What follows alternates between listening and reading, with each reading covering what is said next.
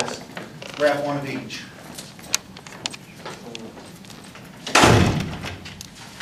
And then it's yours.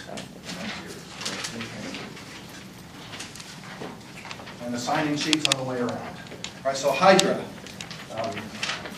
And so this is, you're probably seeing a theme here. It's a multi-processor system. Okay. Question? Paper 10. Paper 10. That's what it says on that. Yeah, no, remember we're behind. I kind of bullied you. I'm sorry. We're a whole week behind. That's 2 class sessions behind. Yes, so sorry.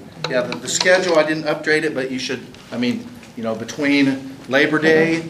So you guys kind of got hosed because normally, if I had taught this class on Tuesday, Wednesday, and Thursday, 1 hour, 1 hour, 1 hour, we wouldn't have missed any class time. But because I taught it on Monday and Friday, we got nailed with Labor Day, and then we got nailed with Isaac Day. Okay? All right, and then so the net result is we're a full week behind. All right, good. So the paper that we're going to talk about then is Hydra. All right, and we'll just look at the, he calls it the kernel of an operating system, and the machine C.MMP, which is the Carnegie Mellon multi-mini processor. Remember, this is back in the day. This is, you know, in the early 70s. All right, this is when schools like Carnegie Mellon and research organizations like Watson, okay, and Palo Alto Research Center, and all the others are discovering all the cool stuff that we now take for granted in operating system and architecture courses. These guys were in the heyday of, oh, this is like totally cool, right? Right, so all those days are gone. Now we have to like just drool through it. So anyway, it's a operating system to deal with this. And he says this philosophy is realized through what they call a resource, a generalized notion of a resource, physical and virtual, and their terminology for that is object. So who hasn't signed in yet? Okay. And then they, so rather than, so they use this generalized term object. And then they come up with mechanisms for dealing with objects, how to create them, how to specify new ones, how to protect them, blah, blah, blah, blah, blah. All right? Good. And notice that they say the mechanisms provide a coherent basis for extension of the system. All right? So just as with nucleus, okay, Hydra is an extensible operating system.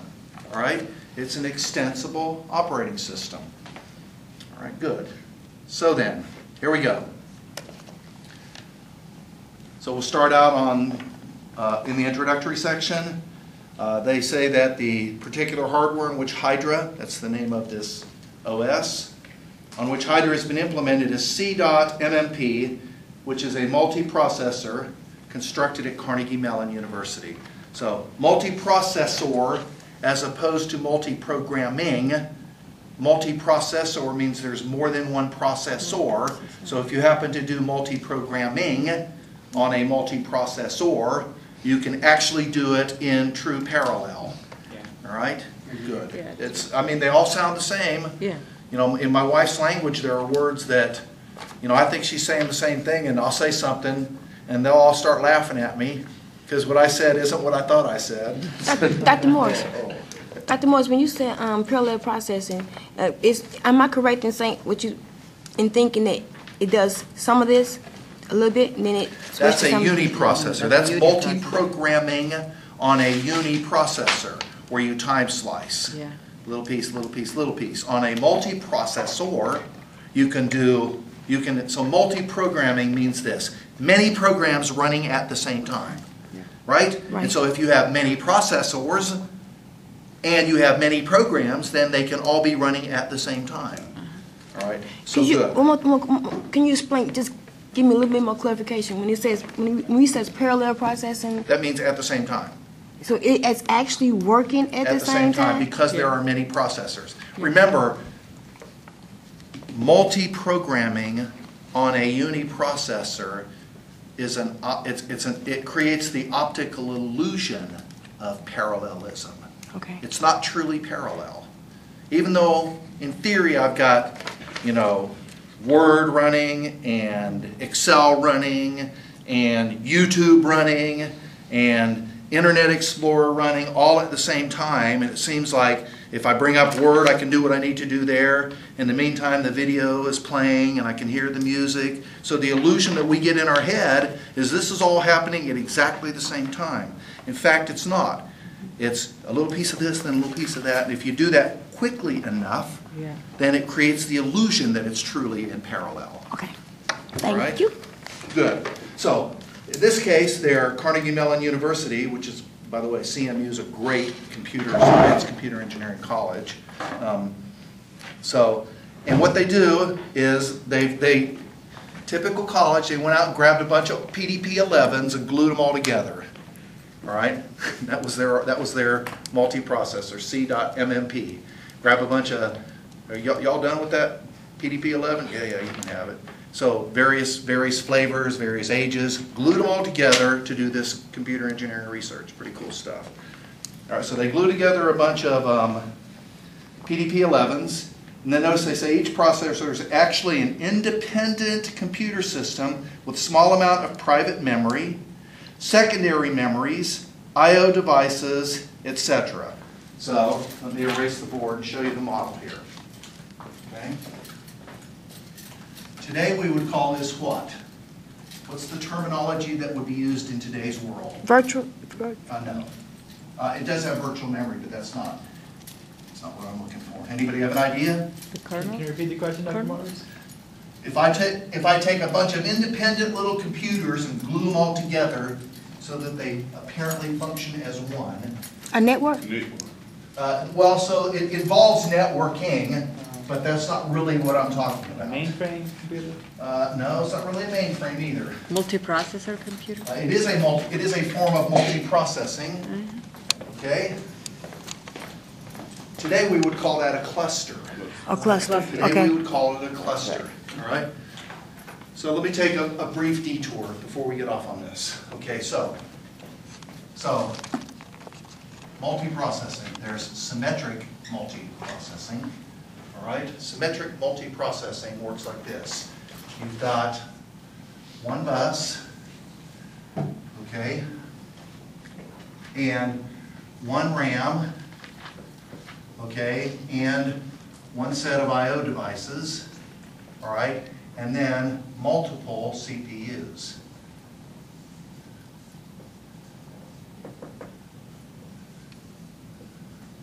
All right, perhaps with their own caches in there. This is called symmetric multiprocessing, and the reason it's symmetric is the distance to memory is essentially the same. And the distance to all the I/Os are essentially the same, all right? That's called an SMP. By the way, a modern multi-core is a form of SMP. So what is this? This is a multiprocessor, isn't it? It's a multiprocessor. Okay, here's another form, okay? This is a Asymmetric. what we call a cluster. Cluster. Here's what you do. You take CPU with its own memory, right, and its own I/O, like that. Of course, that's typically on a bus, right? Right? And you can use the term node. That's one node, all right? Then you also have, as part of the I/O, network, all right? And I'm going to draw this as a cloud here, all right? Then I have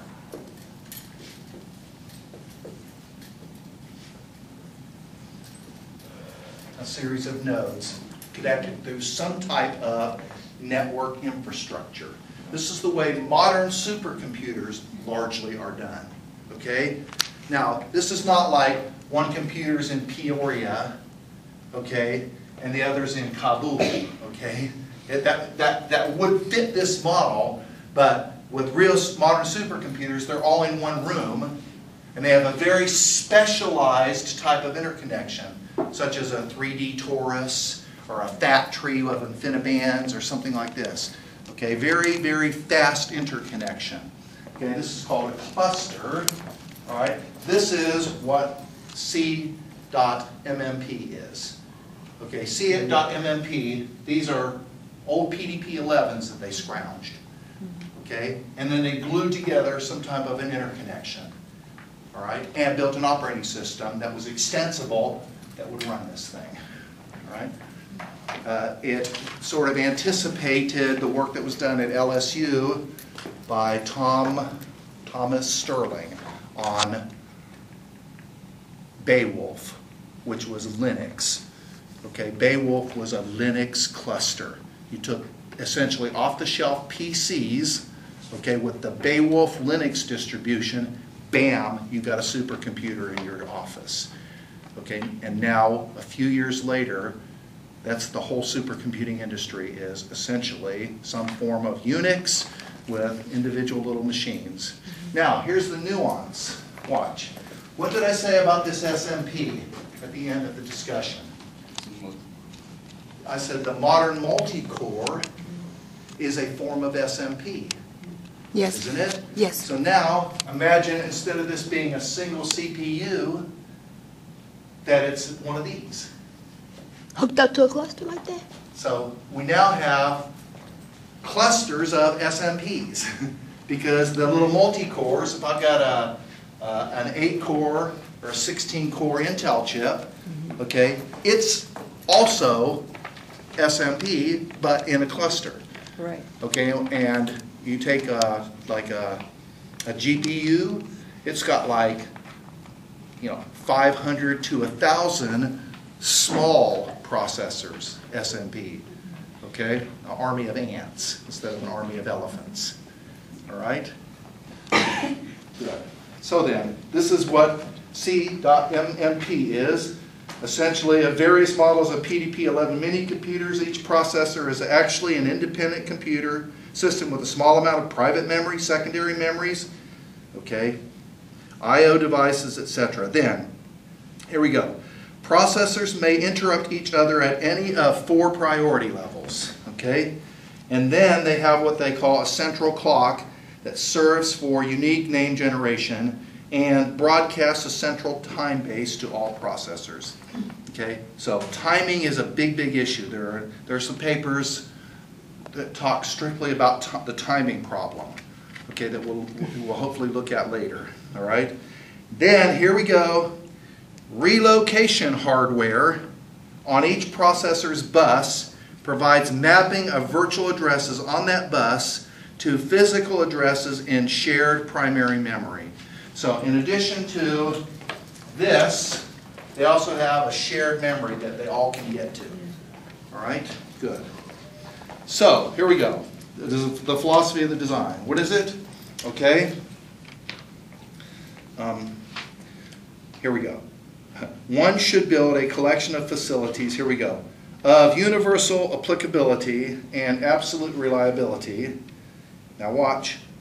A set of mechanisms, does this sound a little bit like nucleus? Mm-hmm. A set of mechanisms from which an arbitrary set of operating system facilities and policies can be conveniently, flexibly, efficiently, and reliably constructed. All right? Good.